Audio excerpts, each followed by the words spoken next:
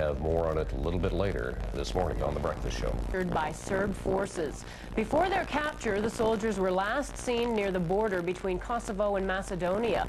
Martin Fletcher reports from the Macedonian capital on the mission that took the Americans into harm's way. 5:30 a.m. exclusive NBC pictures of the American rescue mission, looking in villages, searching through fields. The men are worried. 6:20, it's 16 hours now since the 3 soldiers disappeared. They're from the same unit as this search party. They're friends. It's personal. They searched the mountains, on ground and in the air. French, British and Italian troops are helping too. All they know is this. We received a radio report while I was on the patrol that it was taking direct fire. The 3 soldiers were in a bulletproof Humvee like this one. Nobody yet knows what happened, who fired the guns, even exactly where they were. But the commander says they were definitely not inside Kosovo. It was some distance from the border in an area that we've been operating in for about the last week. Other troops relay information, but no sign of the soldiers. The rescue party is just about to move out again when the news comes through. We know they're not out here, so we're not going to continue to search out here. The men are dejected. They failed. Their 3 buddies have been caught by the enemy. And I just hope for the best. This is bad, but it could have been much worse. Well, I will tell you some of the alternatives. I'm glad to know they're alive. The airstrikes on Kosovo eased overnight, but the mass exodus of refugees continues. Here in Alberta, a review panel is making recommendations that could change the way you receive health care. The panel concluded the provincial government should go ahead with the bill, but in a different form. The report says Alberta needs laws laying out the ground rules for private hospitals and that the hospitals should be allowed to perform surgery under contract with health authorities.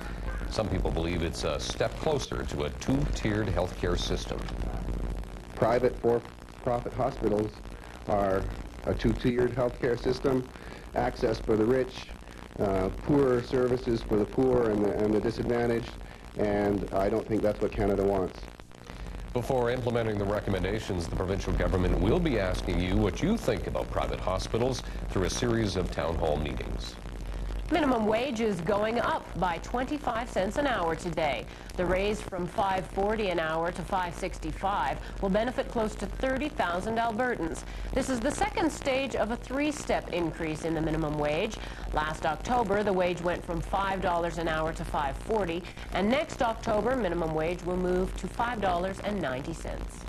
More people are coming forward in the ongoing rental scam we've been telling you about. These are the latest victims, Mike and Debbie Taylor. Like the others, the Taylors were expecting to move into a new house today, well, an older house in Forest Lawn they were going to rent. They paid a $750 damage deposit, and it shelled out a few months' rent. The Taylors are now out $3,000, and they still have no place to live. Big changes in how you pay for daycare are going into effect today. Today marks the final round of provincial funding changes for daycare costs.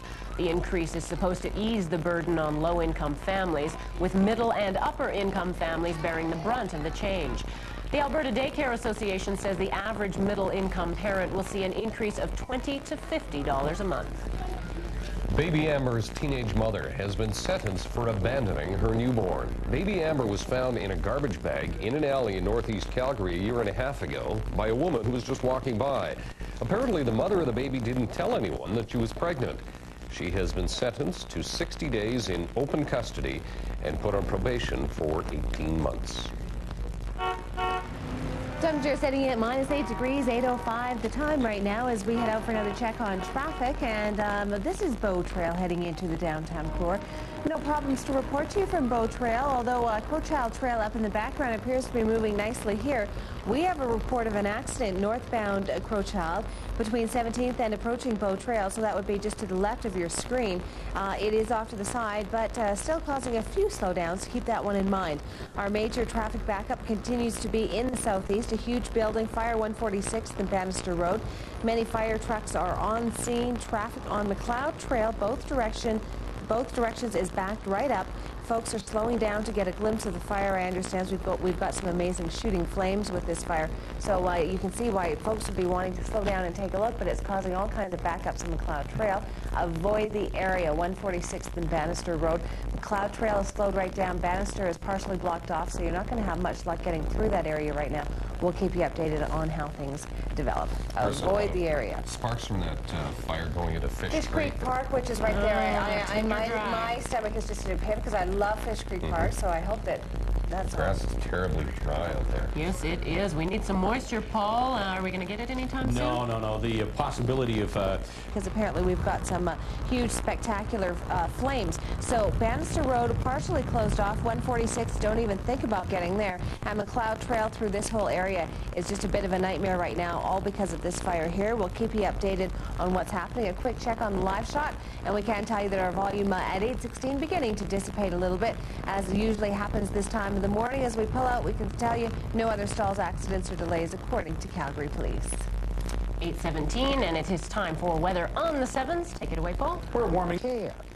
When